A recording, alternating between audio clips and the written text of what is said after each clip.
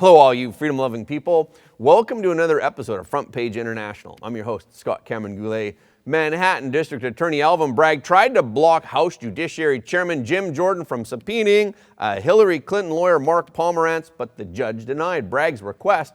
And in a major progression in the Hunter Biden investigation, an IRS criminal investigator is seeking whistleblower protection in order to bring his information to Congress. According to that information, the Biden administration is mishandling the efforts to charge Hunter Biden for tax violations. Elon Musk wants a kill switch put on the new advanced artificial intelligence just in case it gets out of hand, and Musk is threatening to sue Microsoft for using Twitter data to train AI. More than 155,000 Canadian federal workers have gone on strike. This includes 35,000 tax agency workers. They are asking for more money, of course, and to work from home. India surpassed China to become the most populated country in the world, and it's forecasted to be the fastest growing major economy by the middle of the century. And Iran's crown prince offered an olive branch by visiting Israel in hopes to rebuild their friendship. Okay, let's get into it. On Wednesday, a federal judge denied a request by Manhattan District Attorney Alvin Bragg to block a subpoena by the House GOP. The House is seeking the testimony of former prosecutor and Hillary Clinton lawyer Mark Pomerantz. Judge Mary Kay Viscochel ruled that there's no legal basis to block the subpoena from House Judiciary Chairman Jim Jordan. According to the judge, Jordan issued a valid subpoena to former prosecutor Mark Pomerantz. Viscochel issued the ruling just hours after questioning attorneys on both sides. She asked them to clarify issues of power, the separations of power, and the congressional oversight that was raised by the indictment. While acknowledging the political dogfights that are surrounding the case, the judge stated that she does not endorse either side's agenda. And as a result, Viscochel urged both sides to agree on how Pomerantz's deposition should proceed. Jim Jordan has set a closed-door deposition for today. An IRS criminal supervisory agent is seeking whistleblower protection. He claims that the Biden administration is mishandling the investigation into Hunter Biden.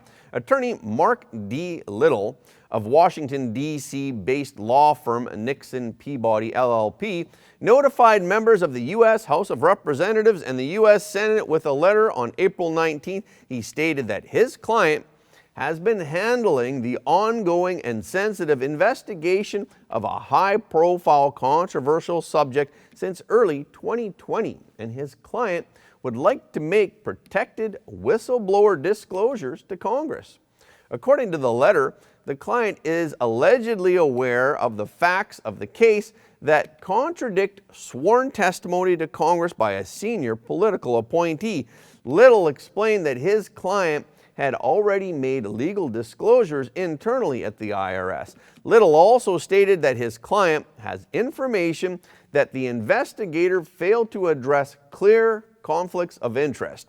According to Little, the investigator allegedly allowed politics and preferential treatment to affect decisions.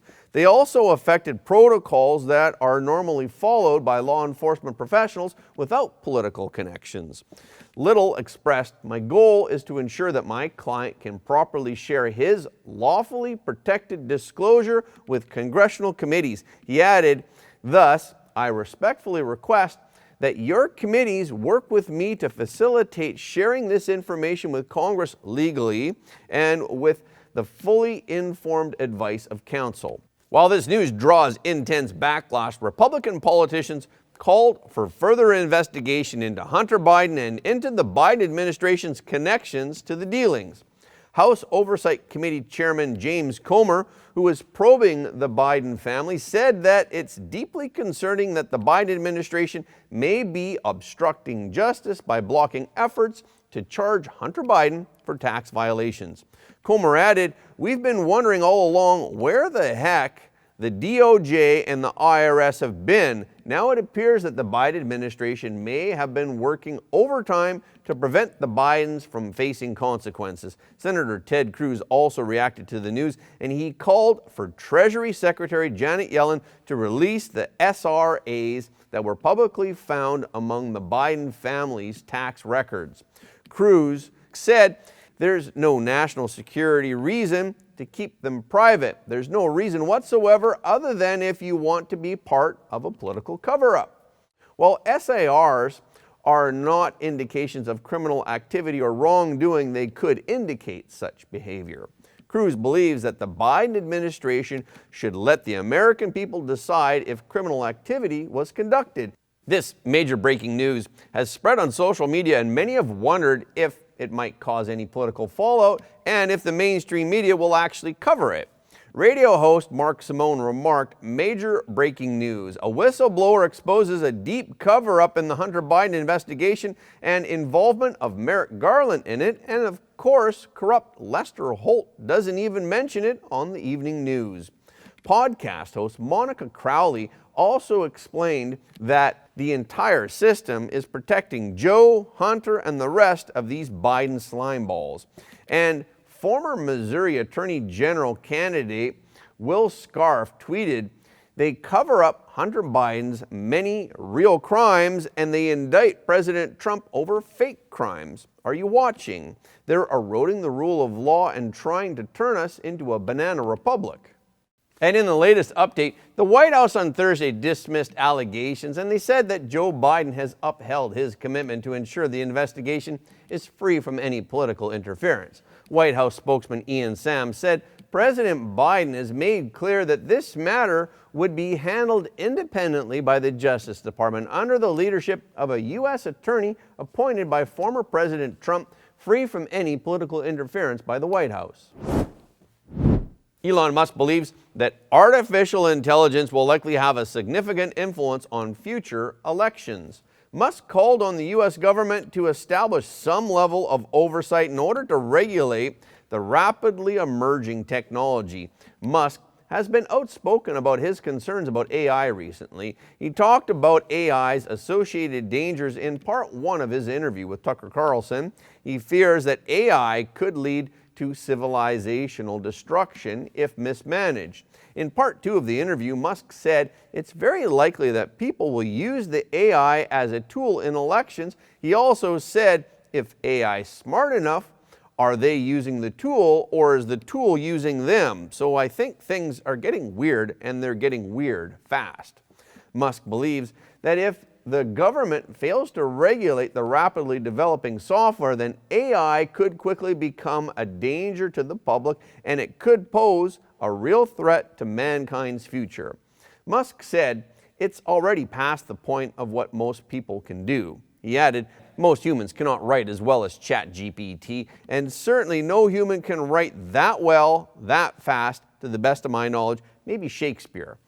As a last resort, some people have suggested blowing up the AI server farm in case the technology becomes inaccessible to humans. Musk also agrees that the U.S. government should have a plan in place to power down server farms in case of an emergency. Musk said, if it's something that we're concerned about and we are unable to stop it with software commands, then we probably want to have some kind of hardware off switch.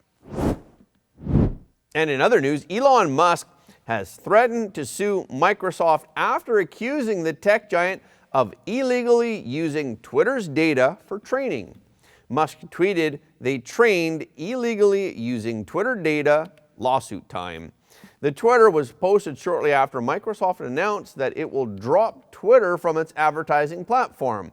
Microsoft's official website says that starting on April 25th, smart campaigns with multi-platform will no longer support Twitter.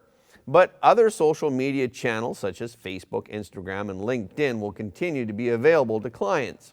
Microsoft has not commented on the reason behind the decision. However, several media outlets have reported that Twitter's application programming interface, the API fees, have played a role in this. API provides solutions for companies or developers. It allows them to respond to customer feedback on Twitter. It also allows them to analyze conversations on the platform and to send updates. Prior to Musk's takeover, Twitter offered the program for free.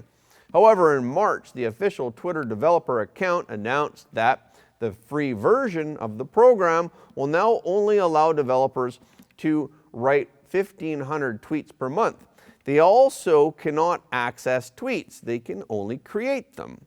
On Wednesday, journalist Brian Krasenstein asked if Elon Musk has a long-term plan regarding the API. Musk responded to Krasenstein saying that he's open to ideas, but ripping off the Twitter database, demonetizing it, removing ads, and then selling our data to others isn't a winning solution. Musk did not provide evidence of Microsoft's alleged illegal training, and he did not state what the training was for.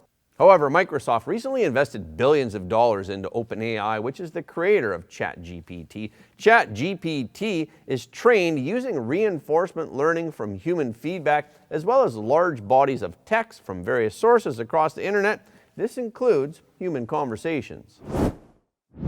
More than 155,000 Canadian federal workers have gone on strike. This marks the biggest action of its kind in Canada in more than 3 decades. The strike comes after talks with the government failed to reach an agreement regarding wages and remote work. The bargaining groups represent 155,000 federal public workers. This includes 35,000 tax agency workers. If the strike continues, it could affect Canadians across the country, as well as those looking to immigrate to Canada. Even though some striking workers are from the Canada Border Agency, the government claims that there will be no disruptions to travel or goods flow.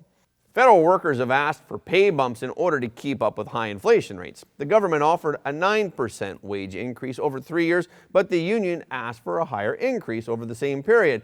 Tax workers initially requested a pay bump of more than 30% over 3 years, while the other working group sought a 13.5% pay rise over the same period. Contract talks are ongoing. However, the union's president, Chris Aylward, said that the Public Service Alliance of Canada and the government are still a ways apart from reaching an agreement. According to the United Nations, India surpassed China as the world's most populous country. India's population rose to 1.428 billion, which is 3 million more than China's 1.425 billion. There are now more than 8.045 billion people in the world, with almost 1/3 of them living in India and China. Currently, India has nearly 20% of the world's population, which is larger than Europe, Africa, and the Americas combined. The United States is the 3rd most populous nation, with an estimated 340 million people. According to economists and demographers, China is predicted to have one of the world's oldest demographics. Population growth in both Asian states has slowed, however. As China, which is the world's 2nd largest economy, loses most of its productive workforce, this will have strategic implications for the Chinese economy and for the globe. The Indian economy, with half of the population under 30, is forecasted to be the fastest growing major economy by the middle of the century. The growing population is expected to pressure Indian Prime Minister Modi to create jobs for the millions of people who are entering the workforce. However, Andrea Wajnar, the representative for the UN Population Fund for India, said in a statement, population numbers should not trigger anxiety or create alarm. Instead, they should be seen as a symbol of progress, development, and aspiration if individual rights and choices are being upheld. On April 17th, Iran's exiled crown prince visited Israel. This visit renewed warm ties that his father once had with Israel. He also sent a message of friendship from the Iranian people. During his visit, he attended Israel's annual Holocaust Memorial Ceremony, and he met with Benjamin Netanyahu and with Israeli Intelligence Minister Gila Gamliel. Gamliel invited the Iranian prince to Israel, saying the crown prince symbolizes a leadership different from that of the Ayatollah regime, and he leads values of peace and tolerance. We are taking the first step to rebuild the ties between the nations. She added, he is the most senior Iranian personality to ever come to Israel for a public visit. We appreciate the Crown Prince's expression of solidarity with the citizens of Israel in the face of the severe terrorist attacks perpetrated by Iran. The two nations had a historic relationship that was destroyed in 1979 during the Islamic Revolution by leftist forces that thrust Pahlavi's father, Mohammad Reza Shah, out of power. When Khamenei took power, he declared Israel as an enemy of Islam and he cut all ties. Reza Pahlavi is the eldest son of Mohammad Reza Shah of Iran. He was officially named the Crown Prince in 1967 at his father's coronation. In 1978, at the age of 17, he left Iran for jet fighter training in the United States Air Force. And during the instability that followed, the Islamic Republic then took over the government of Iran. Reza Tagizadeh, who is a political activist and who holds a PhD in politics and international relations, reflected on Pahlavi's recent visit to Israel. He called the visit an unprecedented action and a sign of Tel Aviv's new strategic assessment of the political equation in the region and of the importance of the future role of Iran as its defense and security ally. And that's a wrap for this episode. Thank you so much for your support of Front Page. Please remember that every like, comment, and share helps more people to see the truth. If you haven't already, please subscribe. And if you have already subscribed, we thank you, but please double check to make sure that you are still subscribed, because some of our audience have reported that they're somehow unsubscribed without their knowledge. Okay, this is our show for today. Thank you so much for tuning in. If you like what you heard today, please don't forget to like this video and share it with your friends and family, because everybody deserves to know the truth. Again, thank you for watching Front Page, and we will see you next time.